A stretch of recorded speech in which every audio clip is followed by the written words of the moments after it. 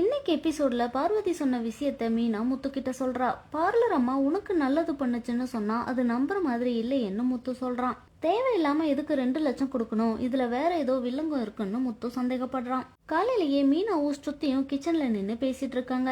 ரோஹிணி வந்ததும் மீனா அவகிட்ட உங்க தாலி செயினை வித்து எனக்காக 2 லட்சம் பணம் கொடுத்துருக்கீங்க, ரொம்ப தேங்க்ஸ்ன்னு சொல்றா. நீங்க கொடுத்த பணத்தை தான் ஆண்டி மீனாவுக்கு கொடுத்துருக்காங்க, அப்போ பார்வதி ஆண்டி வீட்டுல இருந்த பணம் எங்க போயிருக்குன்னு ஸ்ருதி கேக்குறா. பணத்தை எடுத்தது யாருன்னு கண்டுபிடிச்சிடலாம், அந்த டைம்ல பார்வதி ஆண்டி வீட்டுக்கு யார் யார் வந்தாங்கன்னு தெரிஞ்சுக்கிட்டாலே போதும்னு ஸ்ருதி சொல்றா. பிரச்சனைய வளர்க்க வேண்டான்னு தான் நான் பணம் கொடுத்தேன், இதை அப்படியே விட்டுறலான்னு ரோஹிணி சொல்றா. ரோஹிணி உங்களுக்கு ஹெல்ப் பண்ற ஆளே இல்ல, இதுல வேற ஏதோ தப்பா இருக்குன்னு ஸ்ருதி சொல்றா.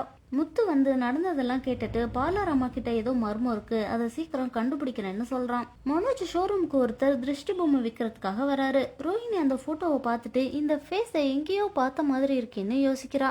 ஆமா, அது வேற யாரும் இல்ல, நம்ம விஜயா தான். மனோஜும் அந்த போட்டோவை பார்த்துட்டு ஷாக் ஆயிடுறான். அப்புறம் எல்லா போட்டோவையும் மனோஜை பணம் கொடுத்து வாங்கிட்டு இனிமே இந்த போட்டோவை வித்தா போலீஸ்ல புடிச்சு கொடுத்துருவேன்னு சொல்லி அனுப்பிடுறான். மீனா இன்னைக்கு ஃபாலோ பண்ணிட்டு வந்த முருகனுக்கு பெப்பர் ஸ்ப்ரேவை அடிச்சிடலான்னு போறா.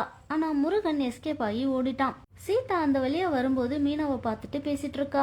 பஞ்சர் கடை எங்க இருக்குன்னு வழி கேட்டு வந்தவனை வச்சு முத்து காமெடி பண்ணிட்டு இருக்கான். என்ன நடக்க போகுதுன்னு நாளைக்கு எபிசோட்ல பார்க்கலாம்.